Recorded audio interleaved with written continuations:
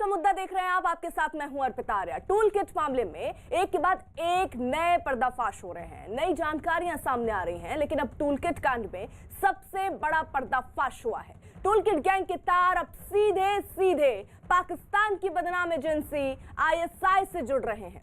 किसान आंदोलन की आड़ लेकर दिल्ली में हिंसा और हंगामे की रणनीति बनाने वाले टूल किट गैंग का ISI कनेक्शन सामने आया है। इस मामले में मलेशिया में रहने वाले पीटर का नाम का एक शख्स सामने आया। पीटर ही वो शख्स है जिसने भारत विरोधी इस पूरी साजिश का ताना बाना बुना।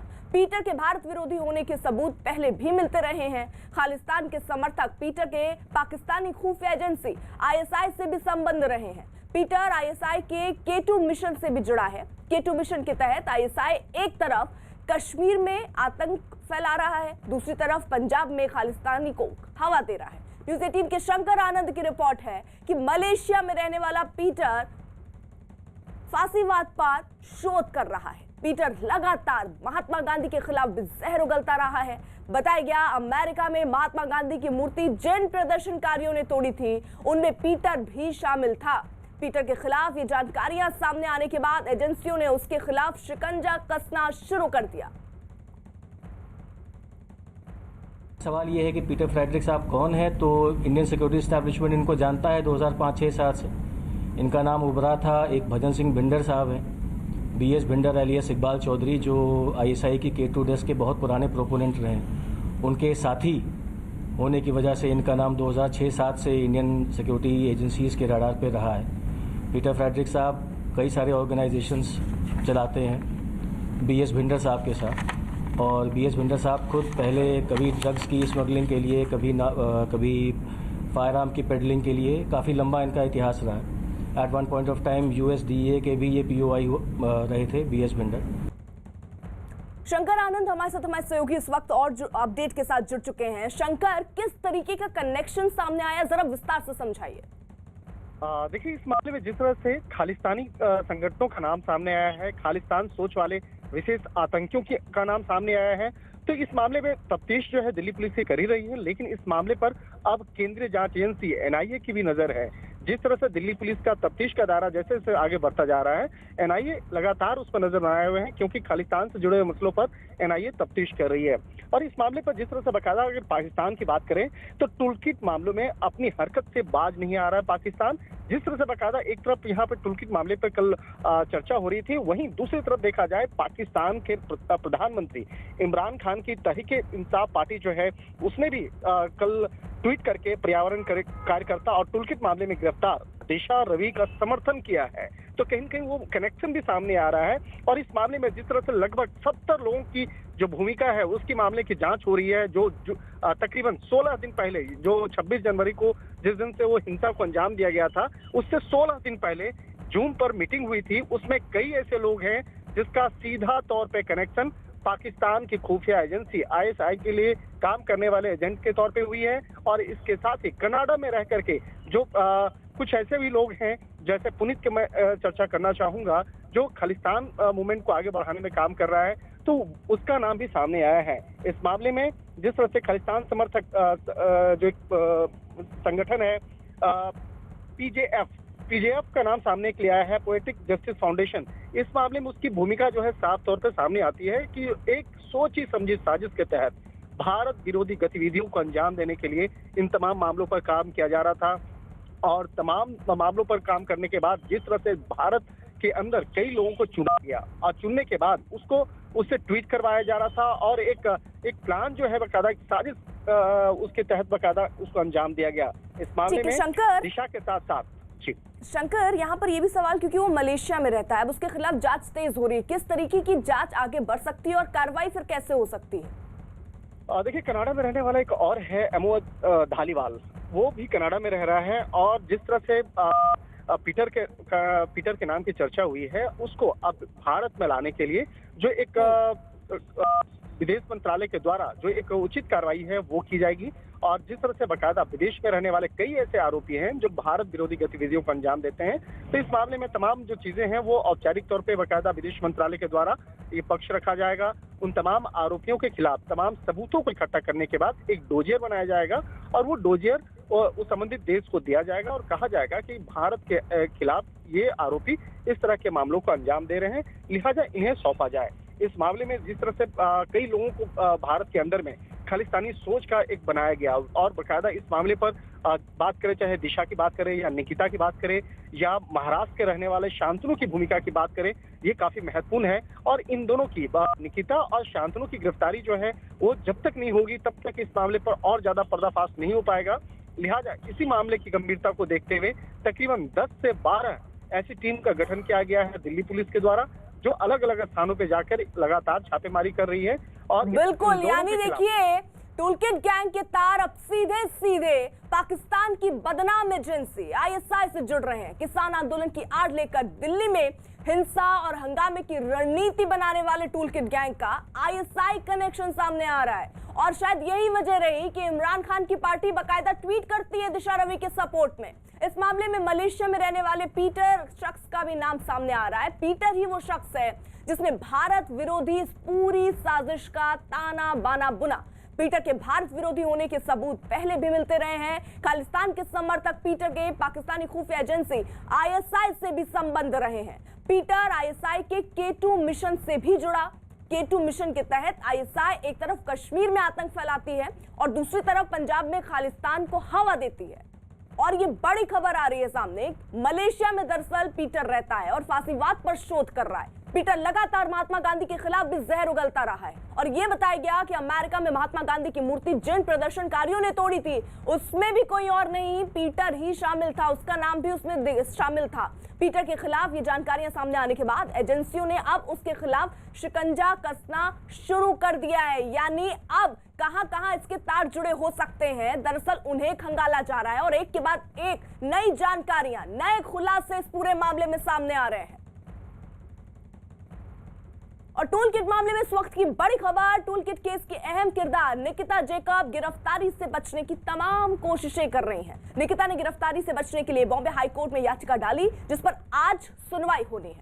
बॉम्बे हाई कोर्ट में दायर अर्जी में निकिता जैकब ने अपने ऊपर लगे सभी आरोपों को बेबुनियाद बताया। निकिता की याचिका में कहा गया कि उनका मकसद कोई धार्मिक, राजनीतिक और वित्तीय फायदा उठाने का नहीं था। दूसरी तरफ इन दोनों की अग्रिम जमानत याचिका को रद्द करवाने के लिए दिल्ली पुलिस ने भी कमर कस ली। दिल्ली पुलिस की टीम मुंबई में मौजूद है और वो लगातार निकिता और शांतनु की तलाश में लगी हुई है।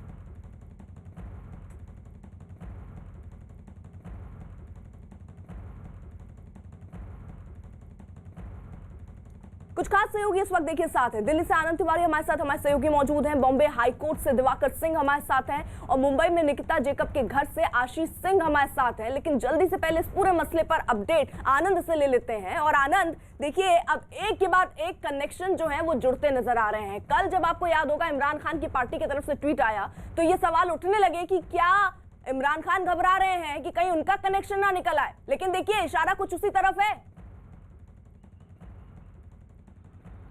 जी देखिए अर्पिता, मैं आपको एक बड़ी जानकारी दे दूं इस पूरे मामले में। जब दिल्ली पुलिस ने एक एफआईआर दर्ज करी थी टूलकिट को लेकर अज्ञात लोगों के खिलाफ, उसके बाद गूगल से स्पेशल सेल की जो साइबर यूनिट है उसने जवाब मांगा था। गूगल से जवाब मांगा गया था कि टूलकिट के क्रिएटर्स के बारे में और कई महत्वपूर्ण जानकारियां मांगी गई थी, लेकिन अब तक गूगल ने स्पेशल सेल को अपना जवाब नहीं दिया है। स्पेशल सेल के अधिकारियों का कहना है कि गूगल से जो जवाब मिलेगा वो काफी महत्वपूर्ण होगा और इस केस की दिशा और दशा को एक नए सिरे से, एक नई इन्वेस्टिगेशन को वो आगे शुरू करवा सकता है, क्योंकि गूगल डीओसी, गूगल डॉक पर ही जो निकिता जैकब है इन्होंने इस टूलकिट को शेयर किया था। इसलिए गूगल की जवाबदेही बनती है कि गूगल बताए कि किस तरह से पूरी कॉन्स्पिरेसी रची गई थी और किन किन लोगों ने इसको गूगल। ठीक है आनंद, आप रहिए जरा साथ। दिवाकर भी देखिए हमारे साथ है। दिवाकर, आप भी इस पर अपडेट दीजिएगा। साथ ही साथ देखिए आज सुनवाई भी होनी है निकिता जैकब की, जो उन्होंने याचिका डाली थी, वो कब से शुरू होगी? देखिए निकिता जैकब ने जो अर्जी डाली थी वो लिस्ट हो चुकी है मुंबई हाई कोर्ट के 14 नंबर कोर्ट में। पीडी नाइक, जो जस्टिस पीडी नाइक हैं, उनकी कोर्ट में आज सुनवाई होनी है उनकी अर्जी पर। लेकिन जो लिस्टेड है वो 55 नंबर पर उनका मैटर लिस्टेड है। तो जानकारी ये मिल रही है कि दोपहर के बाद, यानी जो लंच के बाद कोर्ट का सेशन होता है उसके बाद ये सुनवाई हो सकती है। लेकिन ये डिपेंड करता है जस्टिस पीडी नाइक पर कि क्या वो इस मामले को अर्जेंट बेसिस पर लेते हैं क्या, क्योंकि अगर अर्जेंट बेसिस पर लेंगे तो फिर पहले सेशन में जो 11 बजे से सुनवाई शुरू होती है बॉम्बे हाई कोर्ट की, उसमें उसको ले सकते हैं। लेकिन सबसे अहम चीज देखने वाली बात यही होगी, क्योंकि ये पूरा जस्टिस पीडी नाइक के ऊपर डिपेंड है कि वो इस पूरे मामले को कब सुनते हैं। लेकिन इस वक्त यहाँ पर जो निकिता जैकब की कोशिश यही होगी कि उन्हें किसी तरह से इंटरिम रिलीफ मिल जाए, उनके वकीलों की कोशिश यही होगी कि इंटरिम रिलीफ मिल जाए। तो महत्वपूर्ण चीज इस पूरे मामले में यह है कि अब से थोड़ी देर बाद जब कोर्ट शुरू होगा तब देखने वाली बात ये होगी कि पहले सेशन में हाई कोर्ट के निकिता जैकब की अर्जी पर सुनवाई होती है, या फिर दूसरे सेशन में, जैसा कि मैटर जिस तरह से लिस्टेड है हाई कोर्ट के कॉज लिस्ट में, उसमें जो है सुनवाई होती है। ये देखना अर्पिता अहम होगा।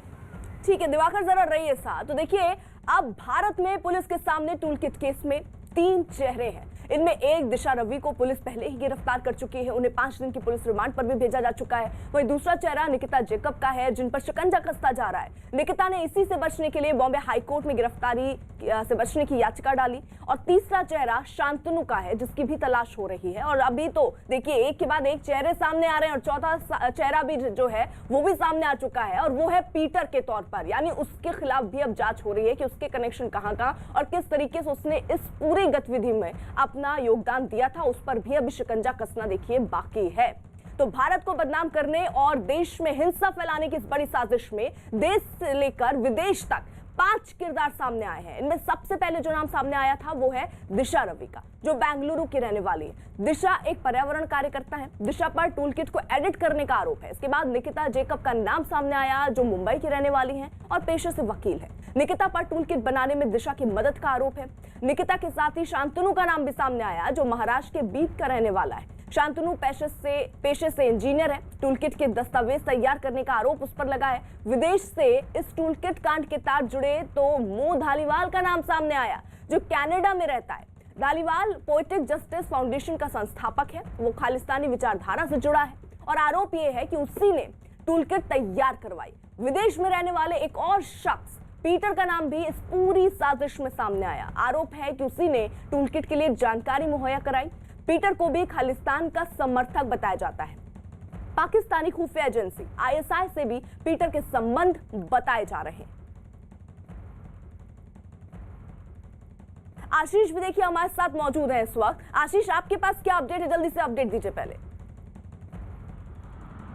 जी, इस मामले में शांतनु ने भी जो है वो बॉम्बे हाई कोर्ट की जो औरंगाबाद बेंच है वहाँ पर जो है अपील की हुई है। उसकी भी जमानत पर कहीं न कहीं एंटीसिपेटरी बेल पर जो है सुनवाई आज होनी है। और सबसे अहम बात यह है कि निकिता के फ्लैट पर 11 तारीख को जब दिल्ली स्पेशल सेल की टीम आई थी, उसके बाद से आज तक अपने वो फ्लैट जो है वो पूरी तरह से बंद है, उस पर कोई भी मौजूद नहीं है। और कहाँ पे निकिता है ये किसी को जानकारी नहीं। लेकिन दिल्ली स्पेशल सेल तैयारी में जुटी हुई है कि एंटीसिपेटरी बेल के बाद तुरंत ही जो है वो कहीं ना कहीं ऐसे में सबसे अहम बात यह है कि कोर्ट में वो मांग कर सकती है दिल्ली स्पेशल सेल कि फिजिकल प्रेजेंस जरूरी है सुनवाई के लिए, लिहाजा निकिता और शांतनु कोर्ट में मौजूद रहें। ऐसे में कोर्ट का रवैया जो है वो तय करेगा कि क्या वो फिजिकली मौजूद रहते हैं कोर्ट में। अगर ऐसे में फिजिकल प्रेजेंस होता है तो कहीं ना कहीं अगर एंटीसिपेटरी बेल जो है वो कैंसिल होती है तो इन दोनों को कोर्ट से ही गिरफ्तार कर लिया जाएगा। लिहाजा ये पूरी तलाश अभियान है वो दोपहर तक उसके ऊपर से पूरा पर्दा हट जाएगा।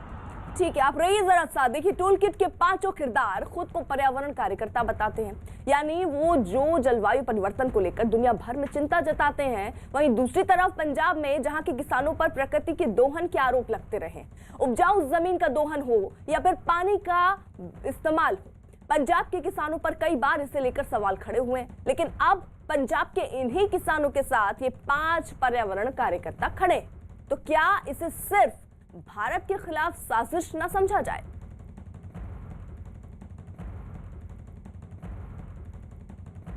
भारत की संप्रभुता को बदनाम करने वाला टूलकिट गैंग एक बार फिर देखिए बेनकाब हो गया। इस मामले में जिन आरोपियों पर पुलिस कार्रवाई कर रही है या जिनकी तलाश पुलिस को है, उन्हें बचाने के लिए विपक्ष लामबंद हो गया है। और यही वजह है कि बीजेपी भी देश विरोधी ताकतों के खिलाफ मुखर हो गई।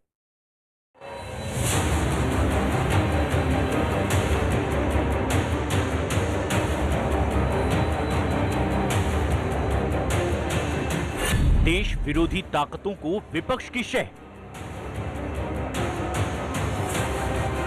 ग्रेटा गैंग से विपक्ष की मिलीभगत। टूलकिट कांड के कितने किरदार? 26 जनवरी को देश की राजधानी दिल्ली में जो कुछ हुआ उसकी तह तक जाने के लिए जांच एजेंसियों ने अपने सारे घोड़े खोल दिए हैं।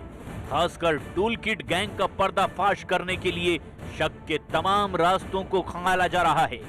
स्वीडन की पर्यावरणविद ग्रेटा थनबर्ग के ट्विटर हैंडल से किसानों के आंदोलन को अफवाह की जो आंच देने की कोशिश की गई, उस आंच की जद में अब 3 बड़े किरदार निकलकर सामने आ रहे हैं, जिनमें पहला नाम है दिशा रवि का, दूसरा नाम है निकिता जैकब का और तीसरा नाम है शांतनु का।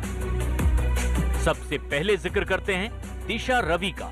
टूलकिट कांड में दिशा रवि को बेंगलुरु से गिरफ्तार किया गया है। दिशा रवि को जिन आरोपों के लिए गिरफ्तार किया गया उन्हें भी समझना बेहद जरूरी है। आरोप नंबर 1, दिशा रवि ने विवादित टूलकिट को सोशल मीडिया पर शेयर किया। आरोप नंबर 2, ग्रेटा थनबर्ग की विवादित टूलकिट को शेयर किया। आरोप नंबर 3, टूलकिट के जरिए सरकार को बदनाम करने की कोशिश की। आरोप नंबर 4, धार्मिक और सांस्कृतिक समूहों के बीच टकराव के हालात पैदा किए। आरोप नंबर 5, खालिस्तान समर्थक समूह पोएटिक जस्टिस से सांठगांठ की। इन्हीं आरोपों ने दिशा रवि को जांच एजेंसियों की रडार पर ला दिया। टेलीग्राम चैट से यह भी बात पता चलती है कि 3 फरवरी को ओनर्स राइट लेकर टूलकिट डॉक्यूमेंट से जुड़े अकाउंट और लिंक हटा दिए गए हैं। इन तथ्यों के आधार पर दिशा को 13 फरवरी को बेंगलुरु से उनकी माता और लोकल थाने के एसएचओ की मौजूदगी में गिरफ्तार किया गया। घर वालों और उनके वकील अभिषेक शेखरी को यह बताया गया कि अभियुक्त को दिल्ली ले जाया जा रहा है। वह दिल्ली लाकर प्रोसीजर के मुताबिक उनका मेडिकल कराया गया और कोर्ट में पेश किया गया। विपक्ष इस मामले में देश विरोधी ताकतों के साथ ही खड़ा दिखाई दे रहा है। कांग्रेस नेता पी चिदंबरम ने दिशा रवि का समर्थन करते हुए उसकी गिरफ्तारी पर सवाल उठाए हैं। यदि माउंट कार्मल कॉलेज की 22 साल की छात्रा और जलवायु कार्यकर्ता दिशा रवि देश के लिए खतरा बन गई है, तो भारत बहुत ही कमजोर बुनियाद पर खड़ा है। चीनी सैनिकों द्वारा भारतीय क्षेत्र में घुसपैठ की तुलना में किसान के विरोध का समर्थन करने के लिए लाया गया एक टूलकिट अधिक खतरनाक है। भारत बेतुका रंगमंच बन रहा है और ये दुखद है कि दिल्ली पुलिस उत्पीड़कों का औजार बन गई है। मैं दिशा रवि की गिरफ्तारी की कड़ी निंदा करते हुए और सभी छात्रों और युवाओं से आग्रह करता हूं कि वे निरंकुश शासन के खिलाफ आवाज उठाएं। दरअसल दिशा रवि बेंगलुरु की रहने वाली है। वो एक पर्यावरण कार्यकर्ता है। फ्राइडेज फॉर फ्यूचर इंडिया की संस्थापक है। Disha Ravi global climate strike movement भी चला चुकी है। दिशा रवि के पिता मैसूर में एथलेटिक्स कोच हैं। वहीं कांग्रेस महासचिव प्रियंका गांधी वाड्रा ने भी टूलकिट गैंग की अहम किरदार दिशा रवि को शायराना अंदाज में अपना समर्थन दिया है। डरते हैं बंदूकों वाले एक निहत्थी लड़की से, फैले हैं हिम्मत के उजाले एक निहत्थी लड़की से। प्रियंका गांधी वाड्रा की तरह ही राहुल गांधी भी टूलकिट गैंग के समर्थन में उतर आए हैं। ट्वीट करते हुए राहुल गांधी ने लिखा, बोल की लब आजाद हैं तेरे, बोल की सच जिंदा हैं अब तक, वो डरे हैं देश नहीं।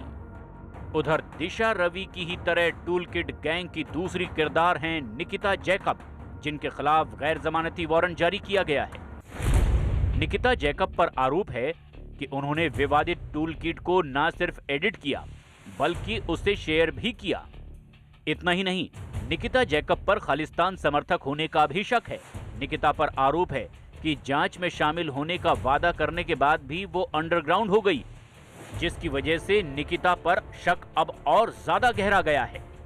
जांच के दौरान इस टूलकिट के ऑनलाइन मौजूद स्क्रीनशॉट्स की पड़ताल की गई और जांच में पर्याप्त जानकारी मिलते ही इस टूलकिट गूगल डॉक्यूमेंट की एडिटर निकिता जैकब के विरुद्ध कोर्ट से सर्च वारंट जारी कराकर केस के आईओ समेत एक टीम को मुंबई भेजा गया और तलाशी के दौरान उनसे 2 लैपटॉप और एक आईफोन मिले।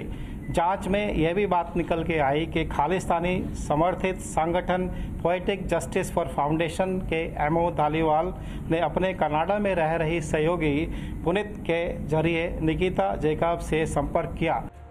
इतना ही नहीं, अपनी गिरफ्तारी से बचने के लिए निकिता जैकब तरह तरह के पैंतरे भी अपना रही। और बड़ी खबर आ रही है, दीप सिद्धू की हिरासत बढ़ी है। 7 दिन ये हिरासत बढ़ी है और इसी के बाद आपको बता दें, लाल किला हिंसा से जुड़ा ये केस, जहां दीप सिद्धू की हिरासत फिलहाल 7 दिन की बढ़ी है, यानी 7 दिन अभी और पूछताछ होगी और सबूत इकट्ठा करने की कोशिश होगी। 26 जनवरी को जो हिंसा हुई थी उसके बाद से गिरफ्तारियों करने के दौर जारी है, तलाश लोगों की जारी है। दीप सिद्धू की अभी जो जानकारी मिल रही है, हिरासत बढ़ी है, 7 दिन की ये हिरासत बढ़ी है और अब ये 7 दिन और महत्वपूर्ण जांच एजेंसियों के लिए, क्योंकि अब और चीजों को खंगालना है, किस तरीके के कनेक्शन हो सकते हैं, इन्हें अब इनके तार ढूंढने की कोशिश जो है वो पुलिस की तरफ से हो रही है। आनंद हमारे साथ, हमारे सहयोगी जुड़ चुके हैं और अपडेट के साथ। आनंद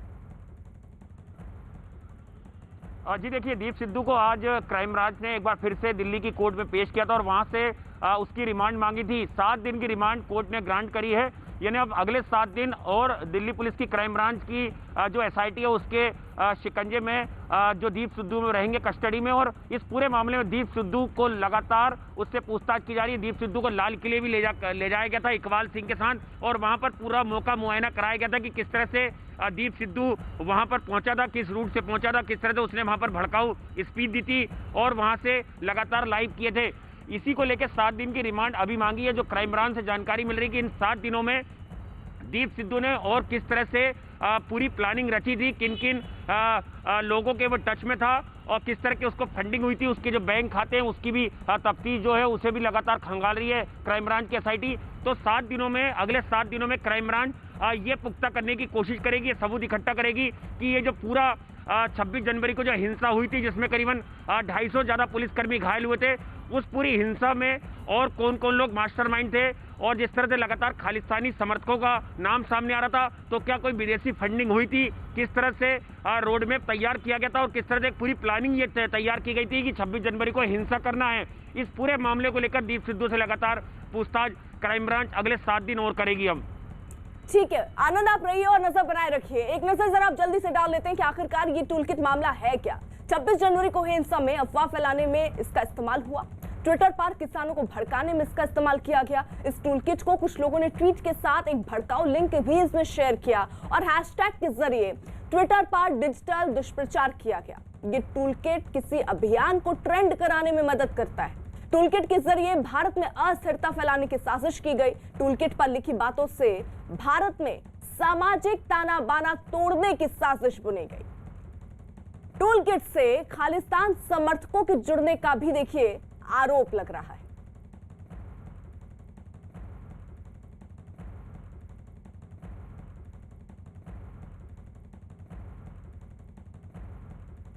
टूलकिट केस में दिशा रवि की गिरफ्तारी और दूसरे लोगों पर शिकंजा कसे जाने को लेकर सियासी घमासान भी जारी है। ये गलत परिपाटी चल पड़ी है पूरे देश में। जब से मोदी जी प्रधानमंत्री बने, सरकार की आलोचना करना एक तरह से लगता है जैसे देश में अघोषित आपातकाल है क्या। आप सीधे बंद कर देते हैं। उन पत्रकारों को भी आप बंद करने लगे जो किसान आंदोलन के कवरेज कर रहे थे। तो ये प्रवृत्ति न सिर्फ अलोकतांत्रिक है बल्कि अधिनायकवादी सोच का प्रतीक है। तो प्रियंका जी ने जो कहा है बिल्कुल सही कहा है। फार्मर लोग का सपोर्ट करना क्राइम नहीं है, बिल्कुल किसी ने नहीं कहा क्राइम है, लेकिन प्रो खालिस्तानी मूवमेंट का सपोर्ट करना क्राइम है। लाल किला पे झंडा चढ़ के टांगना क्राइम है। यासीन मलिक का भटकल की फोटो लगा के फार्मर मूवमेंट करना क्राइम है। फार्मर मूवमेंट की आड़ में देशद्रोहियों और टेररिस्ट को छुड़ाने की मांग करना क्राइम है। कोई ये बर्दाश्त नहीं करेगा। बेवकूफ़ नहीं है देश। समझ लें केजरीवाल, समझ लें प्रियंका। दिल्ली पुलिस ने जो उचित समझा वो कार्रवाई करी है। दिशा रवि, उनको एक भोली भाली केवल 21 साल की बच्ची जो पनीर खाती है इसलिए वो दोषी नहीं हो सकती है। वो जानवरों की प्रेमी भी है इसलिए भी वो दोषी नहीं हो सकती है। और वो परिवार का पोषण करती है। किस परिवार का करती है तो कांग्रेस पार्टी बता पाएगी, लेकिन इसलिए वो एक शख्स एक सामने आया है। पीजीएफ की फाउंडर है अनीता लाल, जो जानकारी मिल रही है, और मोह धालीवाल की करीबी है अनीता, जो जानकारी सामने आ रही है। अनीता कनाडा की ही रहने वाली है और एक नया नाम अब टूलकिट केस में जुड़ता हुआ एक और नया किरदार सामने आ रहा है और इस किरदार का नाम जो सामने आ रहा है वो है अनीता लाल। और पीजीएफ की फाउंडर ये मानी जा रही हैं इनके बारे में जो जानकारी सामने आ रही है, और साथ ही साथ ये भी जानकारी कि मो धालीवाल की करीबी भी है और ये कनाडा में ही रहती है। यानी देखिए जैसे जैसे जांच आगे बढ़ रही है, जैसे जैसे कनेक्शन खुल रहे हैं, एक के बाद एक कई नाम सामने आ रहे हैं, और इसी नाम की लिस्ट में एक और नाम जुड़ता हुआ वो है अनीता लाल। पीजीएफ की फाउंडर अनीता लाल बताई जा रही हैं और मो धालीवाल की करीबी बताई जा रही हैं। आनंद हमारे साथ, हमारे सहयोगी जुड़ चुके हैं अपडेट के साथ। आनंद जी देखिए, बिल्कुल स्पेशल सेल के अधिकारियों का साफ तौर पर कहना है कि एमओ धालीवाल जो खालिस्तानी समर्थक है और जो कनाडा में बैठा हुआ है, जो टूल किट जिस तरह से बनी थी उसमें एक अहम किरदार था। जिन जिन लोगों ने टूल किट को बनाया था उसमें एक अनीता लाल का नाम सामने आ रहा है। अनीता लाल कनाडा की रहने वाली हैं और ये वर्ल्ड सिख ऑर्गेनाइजेशन की फाउंडर बताई जा रही हैं और को फाउंडर है पीजेएफ की। पीजेएफ वही संगठन है जिसने इस टूल किट को क्रिएट किया था, पूरी तरह से एक प्लानिंग रची थी और जिसमें दिशा रवि का नाम सामने आया था, निकिता जैकब का नाम सामने आया था और शांतनु का नाम सामने आया था। इस स्पेशल सेल की अब तक की जो पूछताछ है उससे ये जानकारी भी सामने आ रही है कि इस पूरे टूल किट की मास्टरमाइंड अब तक जो दिशा रवि है वो सामने आई है, क्योंकि उन्हीं का ये पूरा आइडिया था। उन्होंने ही लगातार जूम मीटिंग ऑर्गेनाइज कराई, उन्होंने ही कई लोगों से संपर्क किया और एक जानकारी ये भी सामने आ रही है अर्पिता कि जो जूम मीटिंग हुई थी उसमें तमाम लोगों ने अपने नाम गोपनीय रखे थे। एक बाकायदा एक यूनिक आईडी के जरिए वो तमाम लोग जुड़े थे कि एजेंसी के रडार पे वो ना आ पाए। लेकिन जिस तरह से शांतनु के ईमेल आईडी से ये टूल किट क्रिएट की गई थी उसके जरिए ही शांतनु पर शिकंजा स्पेशल सेल ने कसा और जिस तरह से एमओ धालीवाल की जो वेबसाइट थी उसके जो आर्टिकल थे उनके आधार पर स्पेशल सेल ने ये अपनी पूरी तफ्तीश को आगे बढ़ाया और पहली गिरफ्तारी बेंगलुरु से करी दिशा की और उसके बाद लगातार जो निकिता जैकब है उनके घर पे सर्च ऑपरेशन करा और जो शांतनु है उसकी भी तलाश अब तेज कर दी है स्पेशल सेल ने। बिल्कुल, यानी देखिए किस तरीके से जांच जब आगे बढ़ रही है तो एक के बाद एक कनेक्शन सामने आ रहा है और उसी के साथ साथ एक नए नाम सामने आ रहे हैं, जिसमें अब अनीता नाम की एक महिला जो है वो भी इसमें संलिप्त बताई जा रही है। अब जांच उस तरफ भी आगे बढ़ेगी। और इसी बीच एक और बड़ी खबर आ रही पश्चिम बंगाल से, वहां सरस्वती पूजा के नाम पर सियासत जोरों पर है। चुनावी मौसम के बीच टीएमसी प्रदेश में 125 जगहों पर सरस्वती पूजा करवा रही है, जबकि हुगली में पार्टी कार्यकर्ताओं ने झांकी निकालने का कार्यक्रम भी बनाया है। सबसे बड़ी बात यह है कि सरस्वती पूजा के नाम पर होने वाले इन कार्यक्रमों में ममता सरकार की योजनाओं का प्रचार भी किया जाएगा। हुगली के एक पंडाल में सरस्वती की मूर्ति के अलावा ममता सरकार की उपलब्धियों को बताने वाले कई पोस्टर भी लगे हुए नजर आए। कोलकाता से हमारे साथ दो सहयोगी इस वक्त मौजूद हैं। कोलकाता से आशिका सिंह और वहीं हुगली से अमित पांडे हमारे साथ इस वक्त मौजूद हैं। अमित का जल्दी से रुख कर लेते हैं। अमित, जरा तस्वीरें दिखाइए, किस तरीके से अब प्रचार जो है वो आगे बढ़ रही है और ये रणनीति कैसे काम कर रही है? देखिए, इस वक्त हम सरस्वती पूजा पंडाल पर मौजूद है और यहाँ पर आप देख सकते हैं हुगली में ये सरस्वती पूजा पंडाल तैयार किया गया और यहाँ पर पूजा होगी। बीजेपी के समर्थकों ने इसको तैयार किया है। हमारे साथ यहाँ पर बात करने के लिए हैं दुलाल भर जी हैं, बीजेपी के पश्चिम बंगाल के एससी मोर्चा के अध्यक्ष हैं। हम उनसे बात करते हैं। सर, ये बताइए कि कहीं ना कहीं ये नहीं लग रहा है कि आप यहाँ पूजा जैसे स्थल पर आप यहाँ पर शामिल हो रहे हैं? आरोप लग रहा है कि राजनीति कर रहे हैं आप लोग। नहीं, हम लोग बचपन से जब क्लास 1 में पढ़ते थे तब तक सरस्वती पूजा हर स्टूडेंट करता है। ये बंगाल का संस्कृति है। ये बंगाल में जितना ही जो हिंदू चाहे मुस्लिम जो स्टूडेंट है वो हर दिन ये पंचमी के दिन में, बसंत पंचमी के दिन में विद्या का देवी मानते हैं हम लोग, उनको आराधना करते हैं। हमारे साथ मौजूद है। ये बताइए कि सर, आप इस पूजा के जरिए क्या संदेश देना चाहते हैं पश्चिम बंगाल जनता के बीच? पश्चिम बंगाल में संस्कृति वापस आए, कल्चर वापस आए। बंगाल में अभी हिंसा चल रही है, खून खराबा चल रही है। माँ का आराधना सब करे और जो बंगाल जो होना चाहिए, मार दंगा ये सब नहीं चलेगा। आज पूरा बंगाल में पूजा रोका जाता है, पूजा का परमिशन नहीं दिया जाता है, विसर्जन का परमिशन नहीं दिया जाता है। मेरा मैसेज यही है, शांतिपूर्ण से सब हो और माँ का आराधना सब करे। बच्चे लोग का विज्ञान बढ़े। तो इस सरस्वती पूजा के जरिए शांति वापस लाए, ऐसा इनका कहना है इस सरस्वती पूजा के जरिए। ठीक, अमित सर रहिए साथ। देखिए, पश्चिम बंगाल में सरस्वती पूजा के मौके पर टीएमसी ने बीजेपी को कोई मौका नहीं देने का मन बनाया, तो बीजेपी के कार्यकर्ता भी पूरे जी जान से सरस्वती पूजा की तैयारी में जुटे हैं। टीएमसी 125 जगहों पर सरस्वती पूजा करवा रही है, तो बीजेपी भी प्रदेश के अलग अलग जिलों में पूजा की तैयारी कर रही है और पूजा पंडालों के बाहर पार्टी के बैज और मास्क भी बांटे जाने की योजना है।